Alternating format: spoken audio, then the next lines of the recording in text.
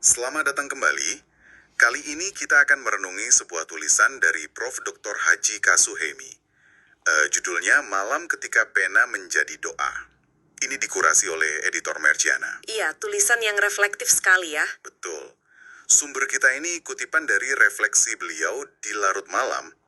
Saat aktivitas menulisnya itu tiba-tiba terasa seperti berdoa. Jadi bukan sekedar mencatat kenangan biasa. Bukan. Nah, kita akan coba gali nih.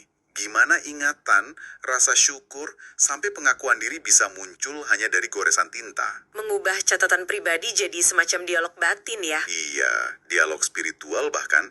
Kita lihat gimana hal sederhana bisa menyimpan makna yang dalam banget.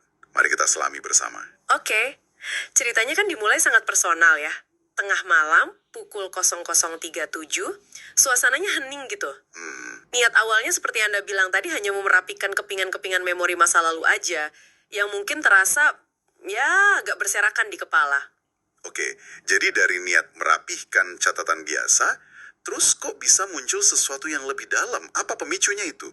Dari sekedar mencatat, jadi pengalaman spiritual. Nah, itu dia intinya. Transformasinya itu terjadi pas pena mulai menyentuh kertas. Oh, Bukan cuma rangkaian cerita masa lalu yang keluar, tapi air mata juga ikut mengalir. Jadi proses menulisnya itu bukan lagi sekedar merekam kejadian, tapi menjadi sebuah proses pengakuan. Semacam doa yang, gimana ya, yang gak direncanakan gitu. jadi bukan dokumentasi lagi, tapi lebih ke katarsis mungkin ya, pelepasan emosi. Bisa dibilang begitu, katarsis dan refleksi mendalam. Dan ada beberapa kenangan spesifik yang diangkat ya, yang terasa kuat banget. Misalnya momen waktu lihat ayah di terminal bis, Ah iya, momen itu. tatapan diam ayahnya, cara perginya yang dulu mungkin nggak terlalu dipikirkan, tapi sekarang saat ditulis ulang baru dimaknai sebagai cara ayah menahan rindu. Rindu yang dalam. Betul, betul. Atau saat ibu menyelipkan uang Rp1.000 sebelum beliau berangkat kuliah dulu. Rp1.000 ya, zaman dulu. Iya, sambil pesan jangan pulang sebelum jadi orang. Nah, pesan itu sekarang dirasakan bukan lagi sekedar nasihat biasa, Tapi tapi doa. Doa tulus seorang ibu yang penuh harapan. Jadi perspektif waktu itu benar-benar mengubah makna kenangan, ya kan? iya juga ya, termasuk juga kenangan masa-masa sulit pas kuliah. Nah, itu juga. Perut setengah kenyang. Terus usaha kecil-kecilan, jualan toge, jualan sabun. Sampai jadi loper koran juga ya disebutnya. Demi biaya kuliah. Semua detail itu muncul lagi. Justru menariknya, di tengah kenangan-kenangan sulit itu muncul kesadaran yang penting. Kesadaran apa itu? Penulis jadi merasa selalu ada tangan tak terlihat yang beliau yakini sebagai Tuhan, yang sebetulnya selalu menuntun langkahnya, walaupun mungkin sering terlupakan gitu. Jadi air mata yang tumpah itu bukan lagi tangis sedih karena ingat masa sulit, tapi lebih ke luapan rasa syukur.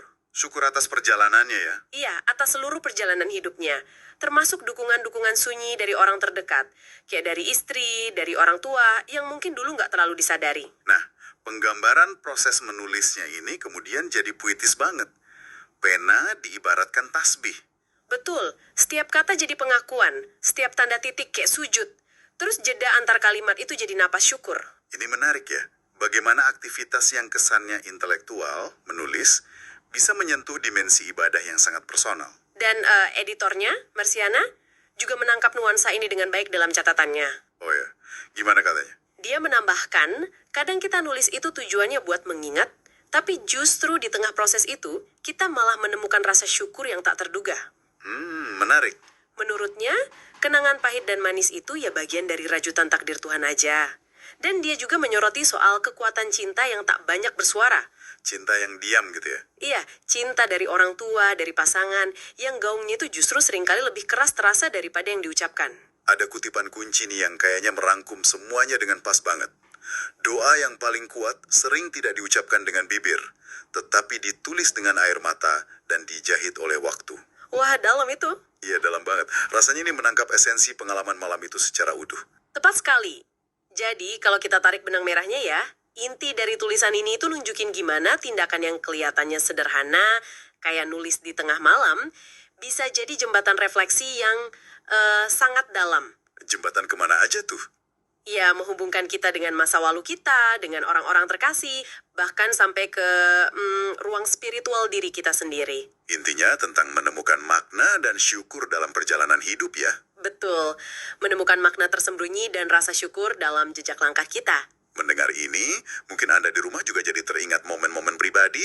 Pernah nggak ngalamin ketika aktivitas biasa, tiba-tiba terasa punya lapisan makna yang lain? Atau mungkin saat Anda menyadari ada dukungan tak kasat mata dalam hidup Anda selama ini. Iya, tulisan ini kayak pengingat lembut ya, tentang kekuatan perenungan dan mungkin doa-doa sunyi yang mengelilingi kita tanpa kita sadari. Dan ini mungkin meninggalkan satu pertanyaan menarik untuk kita renungkan bersama ya. Bab itu. Jangan-jangan tindakan kita sehari-hari, bahkan yang paling sunyi sekalipun, yang paling tampak biasa, bisa jadi itu adalah bentuk doa atau ungkapan syukur kita yang paling otentik, yang paling tulus, tanpa perlu selalu terucap lewat kata-kata.